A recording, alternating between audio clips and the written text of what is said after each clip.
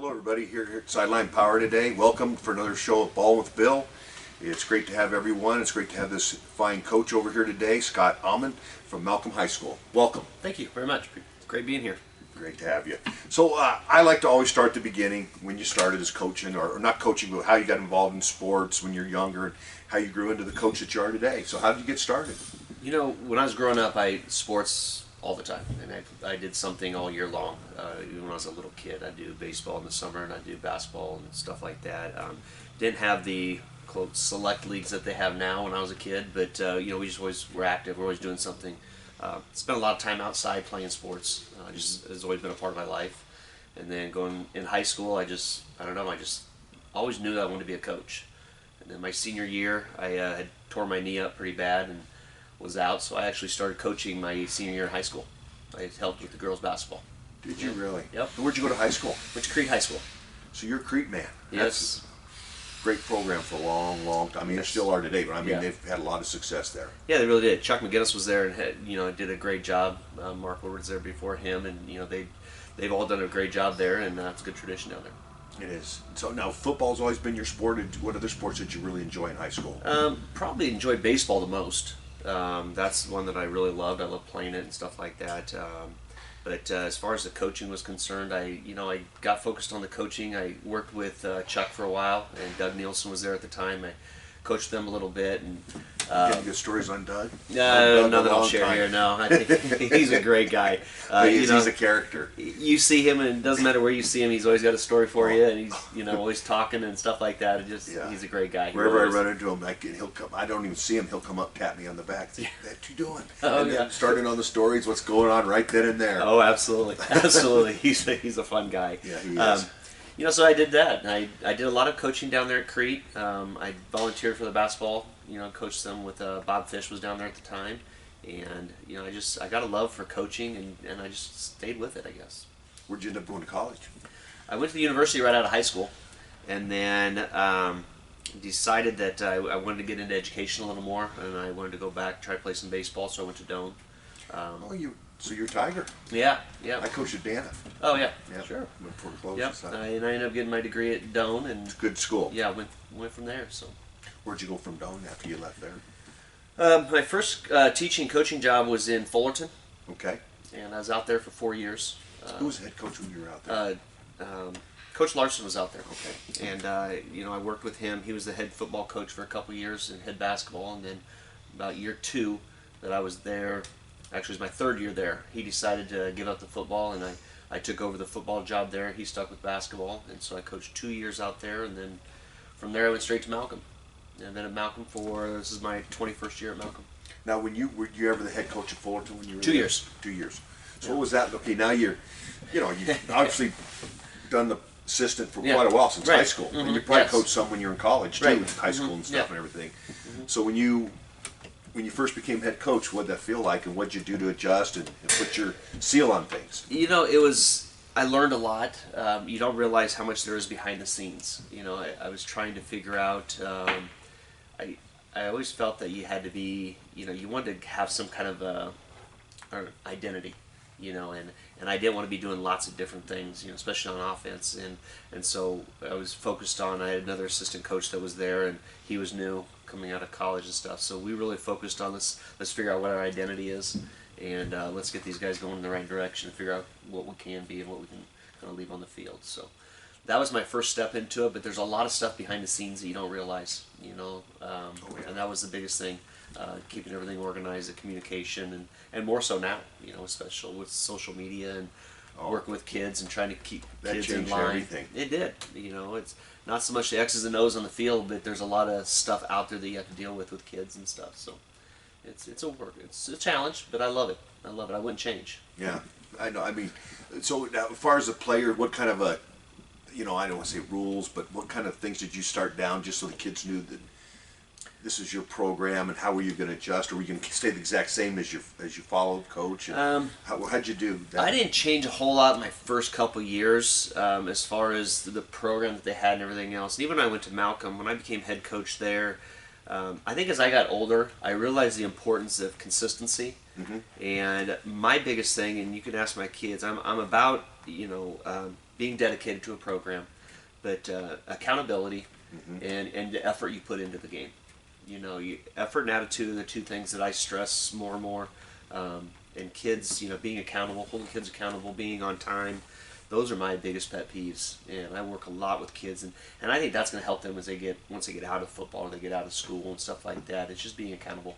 Yeah, I think those are things that sometimes gets lost in the transition, and I think those are so important that kids learn this at a young age in high school and stuff. So when they go to college, because you remember when we were in college. Alarm went up. Well, I got 5 minutes, Yeah. And then when you get out in the real world, you can't do that. No, absolutely not. You got to be on time. You got to be punctual. I know and no excuses. Right. It's that type of thing. I agree. So that's a fun thing to always train kids in, because I know at their age they think they're unbeatable, and time's not a. Right. Yeah. Exactly. And they don't take it serious. And I think it's something you need to be serious about that stuff. And so. I really stress that a lot. We work a lot on the X's and O's and everything else, but and I want the kids to have fun. That's the other part of it. Winning's important, and losing is tough for me. I struggle when we lose a game. I really struggle with it, but there's a lot more to it than that W. Did you get better? Did you learn something from it? And how'd you handle it? All those things. Because I look at kids and they're going to get out in the real world and they're going to apply for a job, and it's going to be a job that they want, more than anything, and they're not going to get it. And so what do you do about that? Do you pout? Do you blame someone else? Or do you work a little hard to try to get the next one? And so that's kind of what we do with what I try to do anyway on the football field. That's good teaching. Because that's so important, because that does happen in real life. Yeah. Those things we've all been through. Yeah. And you live long enough, you go through that stuff. And I've always said it's not if you how much you win, it's when you get knocked down, do you get back up? How do you get back up? Absolutely. Because you're going to get knocked down. Absolutely. It happened to me. I've applied for other positions. I got a degree to be an administrator. And I applied for a couple administrative jobs and didn't get them. And I don't hold those schools, blame and talk bad about those schools. And they chose to go a different way. And I still respect those schools a great deal. They're great schools and great programs and stuff out there. But it happens. And you got to deal with it. And there's a lot more things in life. I know. Nick, I wanted to be the head coach of Penn State at one time, and it never happened.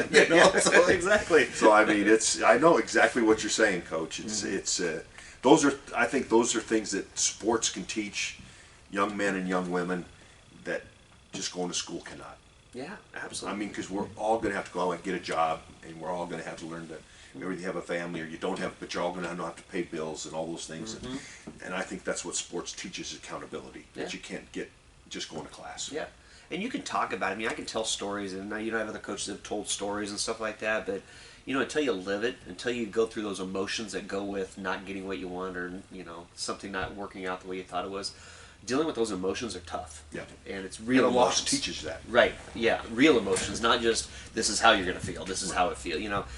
You can say that all you want, but until you actually feel it inside, there's just no experience like that. I know. I think because I look at my life, and I'm sure you do. We all ponder things as we go through life, have children, all that stuff, and you look and what are the things that teach you? And I think accountability, probably, and leadership, and how you treat your fellow man are the most important things. Yeah. Yeah, and respect. That's part of it. Yeah, I agree. Exactly. I agree. So now you're there. So what type of offense? Because you've probably changed through the years. But what was the first offense and defense you started with? When you start off with the I, I've been there a long time. Nebraska, baby. You bet. It's kind of those things. And you find that in Nebraska. It's people follow Nebraska a lot. It's kind of what people base. Especially when we were growing up. Oh, absolutely, absolutely. We still kind of run some of the I. And we run the spread a little bit. When I first started, let's see, I think we've been doing this my 14th year, just finished my 14th season. Kind of was trying to pull different things in and do this and do that. And as we sat back after about year 4, we looked at our offense, and I did, and I said, we tried to be a jack of all trades. We're trying to do a little bit of this, a little bit of that, but we weren't a master of anything. We weren't really good at any one thing. And I think that's when I sat back and I said, what are we going to be really good at? And then we can kind of throw pieces in here and there. And, personnel-wise, if I have a good receiver that's really fast, okay, we'll put in some Jets, type stuff or adjustment. We had to have an identity. And that's one thing that I stuck with the I set. We run some zone blocking and stuff like that, some zone read, veer stuff, and this and that a little bit. But for the most part, we stick with that I and try to run some power football. Okay. And that's just what we do. And you still do that today? Yeah, we still do that today. Yeah, we run it out different formations, kind of like everybody, you know. But up front, I keep it simple. You know, we really stress with the offensive line, don't make it complicated. You know, keep it simple. There's a lot of moving parts in front of them, and so the easier it is for them, you know, the easier it is on Friday night. So do you, okay, because I know the rules have even changed since I've been out of coaching as far as the blocking and technique that you guys use compared to what we did when we played and now what it advanced to and what it is today. So I mean, it adjusts. So what have you done to adjust with that? I mean, in your teachings?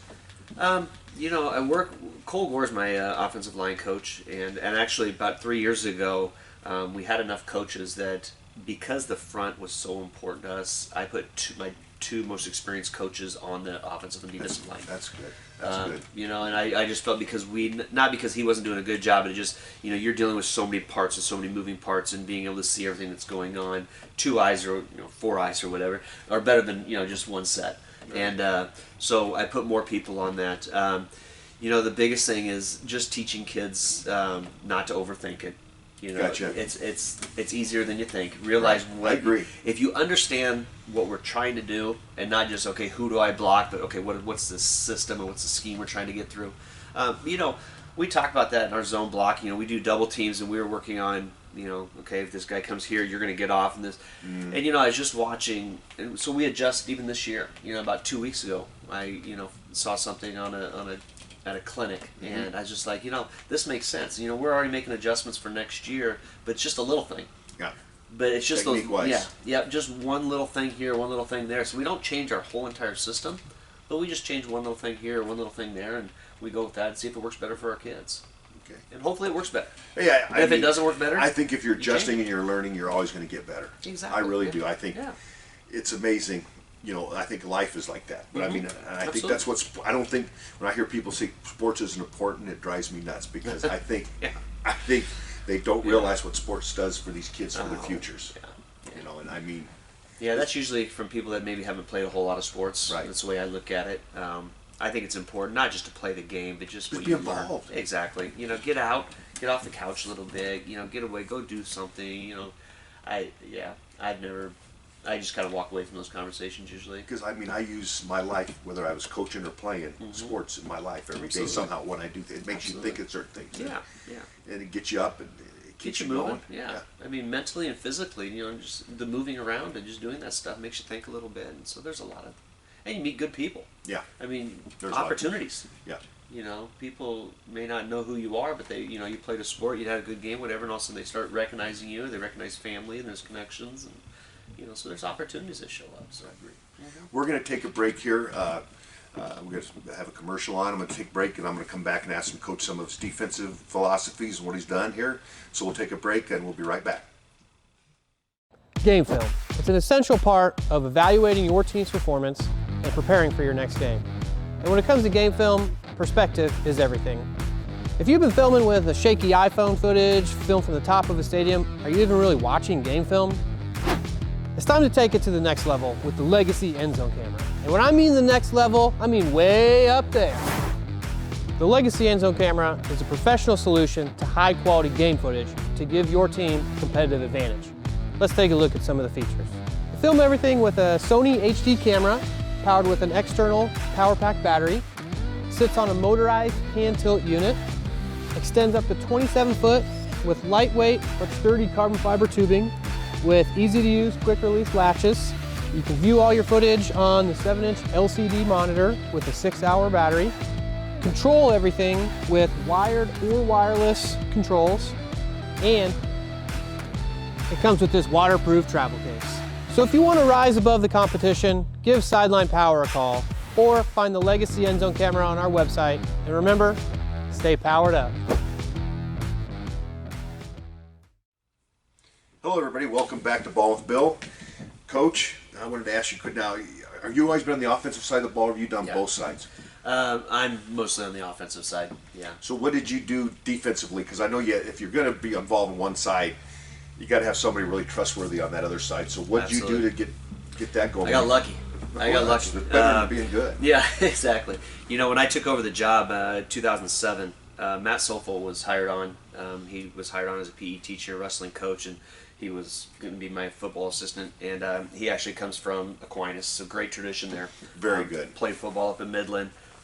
He was an all-state football. Matt Sofel. Oh, I know that. Yeah. Yeah. He was a great football player Right, in he high was. school. Went on to play college ball, and so what was great about it was he loved defense, and that was his thing. And so when he obviously was hired on that position and came on and started coaching it, I was lucky. I was the luckiest coach there is, and best thing I can do is stay out of his way. And that's what I do. I'm not a micromanager at all. I don't believe in that. When I give my assistants the job, I stay out of the way. Now I'll have we throw ideas back and forth, just like he'll throw ideas with the offense, at me and stuff like that. So we feed off each other. But the worst thing I can do is step in and try to tell him how to do things. We change things. We've changed. We went from different fronts. We went from a 5 that he ran in high school. We went to a 4, kind of the way things are. We've gone to a 3, and so we've switched things up here and there. But I'm not going to get in his way. So that's a question probably I'm going to ask you, because I think what's changed so much in the last 10 years football-wise has been on the defensive side because of all the different offenses. You run a certain offense, you go next week and you'll see the veer triple option. Next week you'll see a wide open passing game, dinking and dunking and all that stuff. So, how has he adjusted? Because that's been the biggest adjustment in my mind is on that side of the ball. Yeah, it is tough. Week in and week out, he puts a lot of thought into it. He does a lot of film work and tries to just make it simple for the kids. When we're smaller, we're about one of these smallest C1 schools. So when it comes to personnel, we don't have a whole set of we're going to put in a nickel package, or we're going to bring in a whole new defense, or our defense. When we need to talk to our defense, we have to take a timeout when we're on offense because the whole defense is out there on offense, or the whole offense is out on defense. So I gotcha. We don't have breaks that we can kind of make adjustments. Our adjustments have to be in a timeout or at halftime or whatever. That makes it really fast for you coaches. Yeah, it's a lot more difficult. But we make it work. We'll have a few kids. We really try to work hard in practice and educate the kids in practice and get them on top of things and know what they're doing. The kids have been great the last 3 or 4 years as far as getting into the what our plan is for the week, the scouting reports, and kind of have an idea of what we're looking at doing. And it's important to have smart kids out there, and kids need to realize that it's not a deal we're just going to put pads on and step out there. And I found. Sometimes with parents, that's the hardest thing. Your kid may be strong, and your kid may be fast and older, or whatever it might be, but if they don't know what they're doing, and they don't know their responsibilities, and they don't know that, you have this gap, or you have, A gap, B gap, whatever you might have, your responsibilities, if you don't know what to do, that's going to cut into your playing time. Yeah. And that's hard to teach, hard to explain to parents sometimes, and the kid's not going to say it. They're just going to say, I don't know why I'm not playing. So that's true. I don't know. Coach doesn't like me. So when we have to sit down and have those meetings sometimes with parents, that's sometimes the hard thing to say is, they don't get in their playbook. They don't watch film. They don't know what's going on. And so, but, Coach Sofel, Matt does a great job of having the kids ready and prepared, what the team's going to do. So how do you, because you don't have a lot of platooning, so how do you do that practice-wise during the week? Yeah, that's tough. It really is. We really try to work a lot. So when we're on offense, if we have an offensive day, Sofel will be with the scout, we call scout defense, but it's a lot of those kids that we're teaching and working with and trying to teach, educate them on what to look for and how to play and how to read. So we're working with them when they're on scout defense, and we tell the kids, take pride in that scout D, because that's when you get looked at and that's when you get seen. If you're going to show up going against our one offense and you're going to cause us problems, well, that means you can play Friday night. It means you can play Friday night. Yeah. I agree. So that gives the kids an opportunity to prove what you can do. Right. We spend a lot of time working with the scout. It's important that they work on their skills and their techniques, and they're not sloppy, and just guessing and running around. They're actually doing what they're supposed to be doing. So. Yeah. Now, how do you fit that in with special teams too? Because that's a good question. Because that's people don't remember special teams, but it can make or break a game. Absolutely. A block punt. Onside. Yeah. You don't think about those things, but if it's net and it's close, absolutely, yes, that can turn you tide and be a game breaker. Yeah, I am very involved in special teams. I figured you would be. We put our best players out there. We don't give too many breaks. Now we'll give, here and there we may give a break, but if it comes down to crunch time and I need someone, I'm not going to hesitate to putting in my starting eye backer. whatever it might be that we need. But I do get very involved in special teams. I look at, and we kind of group them into, okay, what are ones that they can score on and not score on. So like we really put a lot of time and effort. We kind of equalize it, but probably a little more time and more effort into our punt team and our kickoff team, because that's a possession that they can actually score.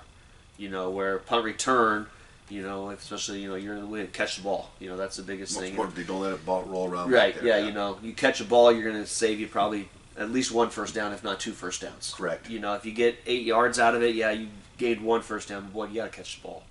Yeah. That type of thing. You got to be smart, know what to do.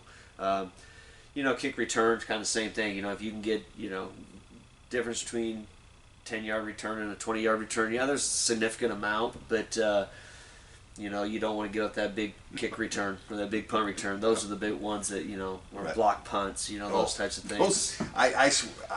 I think the most nervous time for any head coach is punting. Yeah, it really is. You got so many moving parts and so many things that could And go everybody's wrong. got to talk right. Yeah. Get moved right. Those when I was head coach, that always scared me. The punt team, oh no. Here we You go. always then you hear now some coach don't even go for it. Those at least if it's Right. closed, then they. Yeah, I mean, but I don't know. I mean, what are your thoughts on that? We've kind of gone both ways on that. There's been times when we've said, we're just going to go for it. Yeah. We just don't. But this year we had a kid that came in and punted pretty well for us. That's you good. know, he came in and really hadn't done it before. Put a lot of time and work into it and did a nice job. He got the ball off, got it high. We didn't have many returns. Mm-hmm. He had good hang time on his kicks. Maybe they didn't go 40 yards, but I'd rather have a 25, 30-yard ball that was hang fair times caught. where they Yeah.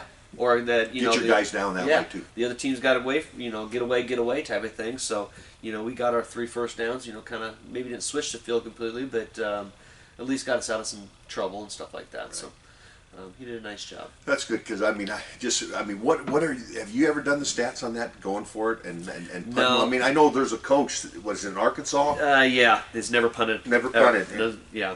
And he has all the numbers and all the data. What are your thoughts? I see. My year we didn't do. We go for it on short yardage in the right situation. We felt right. It was a feeling. You better have thick skin because there's gonna be a lot of chirping up there in the stands. You go for it. You're in your own red zone. If you're on your own, he said he's on his own 20. He'll still. I know it. I've read. Yeah. And oh man, I don't know if I could do that. I know I'd have a lot of phone calls and stuff like that. Yeah. I think sometimes I didn't know if you've ever read the data on that or anything. I have not. Just what I've read in the some newspaper or not magazine that I get. Yeah. I think mentally it can be demoralizing because if you don't get it and you're on your own 15-yard line, 20-yard line, you're giving them a short field to score on you. That's mentally for those kids. That's tough. Now if you punt it, now you at least you got a little bit of room for error. I agree. So. That's just mine. I don't know. I very seldom ever went for it in my territory. I can tell you that. I now if I'm fourth and down and I'm driving the ball. Yeah. Or if I'm at midfield or something like that, or I'm going into the wind. The other thing is I look at the wind sometimes because that wind can play big. Especially where we live. Yes, absolutely. And I don't have a punter. If I had a punter that could kick a spiral every single time, that's not easy to do for kids. You can get college kids. Yeah, exactly. You get a wobbling kick into the wind and. Your punter may be catching that thing and returning it because it may just come straight back at you. Yeah, I know. I've had those out. No, that wasn't good. We should just went ahead and gone for it. Exactly. So yeah, it's just kind of that's kind of those things. You're better off just trying to throw it deep and hope they pick it. And tackle right away. Tackle right away. That's as good as a punt. No kidding. Because that was always my. When I remember back, when I look at head coaching. Wasn't offense, defense. It was that punt team. You always wanted to be sure we got everybody picked up. And get everybody down, get the ball up in the air. Yeah. We've done a decent job of it. I think last year we had 1 block punt. It was a crucial game. It was a big one, but that happens. That's the worst sound. Yeah, that boop boop. Yeah, the double punt. Yeah, it sure sounded like a double one. It's the worst sound a coach can hear. Boop, boop. But otherwise, we had some success with that. So, it's special teams are important. We have a field goal kicker. We haven't had a kicker for a while, so that's good. Then you'll doing some of that stuff. Yeah, we're not going for 2 all the time, and we're getting some points that way, which we need. How'd you finish this year? I was trying to remember. We finished 4 and 5. It was our first year in C1. Yeah, but of course, last year Did you win it all last year in D or No, we were in C. C2? Yeah, C2. Did you no, win it all in no, C2? You did real well last year, though. No, we were about 500 again Were last you? year. Yeah, Okay. yeah. We've. So I know kinda you been had a lot of success there. We Coach. had some success back in. It's been a few years now. I'm trying to think. I'm not sure. About 4 or 5 years ago, we had a pretty deep run and stuff like that. I know you did. Yeah, we've been young the last few years, and but we got a really, really good group right now, and I'm excited about next year. Oh, that's super. And about next few years. We got a tough schedule. We're facing. Who do you open with next year? Let's see. We'll have. I got to think here because last year we Milford. Because last year we were supposed to play Milford, and then they ran into a COVID test that they couldn't play, so we picked up. We ended up playing Fairbury our first game instead because they had the same thing with, I think it was Cozad or someone they had to play that they got canceled and whatnot. But, Okay. So we played. We'll open up with Milford, and we have Ashland Greenwood. They get so much tradition there, and Wahoo. Those two teams have been very successful. Plattsmouth, so those are three of the largest C1 schools. Yeah. And we're about the smallest C1 school. So, school. but Bob Zuris then too, right? Yeah. He's a character. Yeah. Yes, he is. He was at Midland when I was at Dana, so we got to be good friends and stuff. And Yeah. he's quite the character. Yeah, absolutely. And so, but you know what? You put 11 guys on the field. We got kids that are working hard right now. We just, we'll go out and see what happens. You'll be fine. Yeah, you guys do well. Yeah. So how'd you handle this year? Just off the, because that, to me, that would have been my biggest nightmare to go through what you guys went through this year. No crowds and all, just family out there, just not the normal Friday night hype that you guys get in high school. That makes high school football exciting. Exactly. That's exactly right because went through some of this interviewing stuff a few years ago. We had some success and we made it to the semifinals and played Aquinas there at home. And had some people ask me, what do you love about this game? What's about Friday nights? And it's always been showing up. I get goosebumps just talking about it here. It's showing up and the crowd out there and the lights and the kids wanting to play and hungry to play. And, the student. We have an amazing student section. Every Friday night, and we have a lot of success in the fall sports and stuff like that. But Friday nights we always had just the kids are off. Of it. It's still one of the greatest moments. The kids are still there. Yeah. And the kids come out and support us. No matter what the record is or who we're playing, they're going to be there. They're cheering us to the end, and that's the stuff that you miss, and just didn't have it. You look up in the stands this year, and it's pretty bare. Because they didn't let the students in this year, did they? Or how'd they do it? Just by there were some. Yeah, we had some people could go. I can't remember exactly how many people or what they all did. The numbers and stuff like that. But we had some attendance. You had to sign up. I think it was either 2 or 4. It might have been 4 people per player could show up, or 2 per player. So the student section necessarily couldn't come in like unless they had brothers or sisters playing, that kind of thing. Gotcha. So they worked it out. You had a sign-up sheet, and I kind of just stayed away from it. The school took care of that stuff for me. But it was different. How did you handle all that with the kids? With the kids, and everything and all that. Because you were out of school, you didn't get your normal spring and just not the normal time. We were fortunate. We were able to do some stuff in the summer. Good. You had to mask. Everyone was masked up and stuff like that. You had to go through all that. You could only have so many kids in there. You had to group it certain ways, and we got it. We tried to be as organized as we could, and I thought it went as well as could be expected. Good job. I think we'll probably face some of the same stuff this year as precautionaries. I don't know how severe it's going to be as far as numbers and stuff like that. Don't you think they'll let the kids back in like this, like normal? I hope so. I hope so. I sure hope so. I want to be able to go watch high school. I don't really care who wins. I go to watch the excitement of those kids. Exactly. Yeah, I just like watching the plays, and even the playoffs are it's hard to go watch playoffs because you want to be there, but I still good to watch the kids. Exactly. You know what it's like when you're there. Well, I'm just thinking, it's a little different when you're not having to think, quick on, as your coach and stuff like that, being able to watch what other coaches do and see how they plan through and how they work through it. It's kind of neat. Well, you always look and learn. See absolutely. what they do different. Absolutely. I think you learn every day. Yeah. And it's just, I don't know, it's fun to be there. It's Friday night football. You can't beat Friday night football. No. Because college cool, the NFL's cool, but there's something special about Friday night. Yeah. And all those guys that play on Saturdays and Sundays started Friday nights. Oh, you bet they did. So that's kind of cool. Absolutely. So now, how long have you been coaching now? Oh boy. Well, this will age me. I started when I was 17, so I've been doing it 34 years now. Okay, a lot of experiences. So what would you tell a young coach starting out today? Don't be afraid to make mistakes, because you're going to make them. And make sure you're teaching kids. Just what do you want to teach them? What do you want them to learn when they leave your system, your program? What do you want your program to be known as? I think a lot of kids come in. Especially when they're fresh out of college, they come in and they want to live their. This is how we did it. This is how I did it. This is and just realize it means more or it means less as high school kids a lot of times. Those kids that go play college. Football meant everything. You don't go play college ball for 4 years if you don't absolutely love the sport. Right. You're there all the time. Yeah, it's a job. It's a job. It is. It's part of your scholarship. And I talk to my kids when they want to go to college. I tell them, I said, do you love the game that much? I said, do you want to spend 7-8 hours a day around the game? Because if you do, then yeah, that's for you. But if you just want to play the game, if you love Friday nights and you want to play that game, you want to put the pads on one more time, college ball is not for you. And it's okay. It's okay. Nothing wrong with that. No. But you got to love the game. Mm-hmm. And I think when young kids come in to coach, they have to understand that some of those kids that are playing maybe they don't love the game the way you did. Yeah. They want to get good, they want to be better, but they may not love the game as much as you do. Now, and it's like anywhere, if you're in smaller towns, it's a little different than you're in the bigger towns. It's all a numbers game. Right. You go to a Class A school, yeah, you're going to find 20 kids that love the game that much.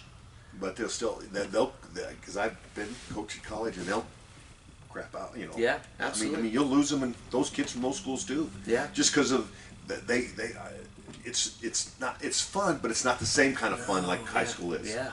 And that's what they think. They think it's just like high school, and it's not. Because everybody that comes there was a good high school player too. Yeah. And that whole thing changes. So I know what you're talking Yeah. about. So it's important that Yep. you love it, because you're going to have to rise above some things that you don't have to in high school. You're up here in high school. You're the big dog, and you're an all-stater. Right. When you go to college, you're not an all-stater anymore. No, and there's other You're a all-staters freshman. and you're a freshman, and that's so. I mean, a lot of those kids, that's a shock to them. So even the big schools have issues with it too. So Yeah. the kids, like you said, your point is exactly right. Do you love it? Yeah. Why don't you ask a kid? When you ask a kid that, Yeah. if you love it, then it's for you. If you Yeah. don't love it, then you're Yeah. probably just better off going to school and getting a good education. Yeah. Oh yeah. And I guess and going on with these kids that come in and coaching, trust your assistants. Right. That's a good point. And I think a lot of times they want to micromanage it, and micromanaging, it doesn't work for me anyway. Maybe it works for some people. No, it didn't work for me either. Nick Saban's an example. It works for him. Yeah. He's a micromanager. He's a great job at it. But for most coaches, it doesn't work. No. You got to trust them, because the amount that they're getting paid per hour. Those assistant coaches coming in there and doing all that work for you. Yeah, you better appreciate what they're doing, Yeah. because it's not a lifetime job. But there's a lot to learn. I still have a lot to learn. And I'm probably close to retirement, but You still learn every day. If you don't learn every day, something's wrong. the day I stop learning is the day I need to get out of it. Yeah, I agree. No question about it. I need to be done. But that's down the line a little bit. Keep We'll her going. Keep her I'll be bored. Anyway, I really appreciate you coming out today. It's been a lot of fun. I really Glad- appreciate glad it. I you like spent talking football. I do too. It's nice having you out here. We'll probably have you out again. Good. But you know, I was a pro wrestler before. Did you know that? No, I did not. Yes, I used to wrestle with Hogan and all them guys. Oh, really? So we finish up with a little bit of a hush. I do this thing. I go hush, hush, and I used to have a big beard. And I used to come out and hush. And man, I want food or money, not necessarily in that order. So we're gonna finish up, and we're gonna do a little hush right here. Ready? 1, 2, 3. Hush, hush, hush. We'll see y'all next week. Thanks, Coach.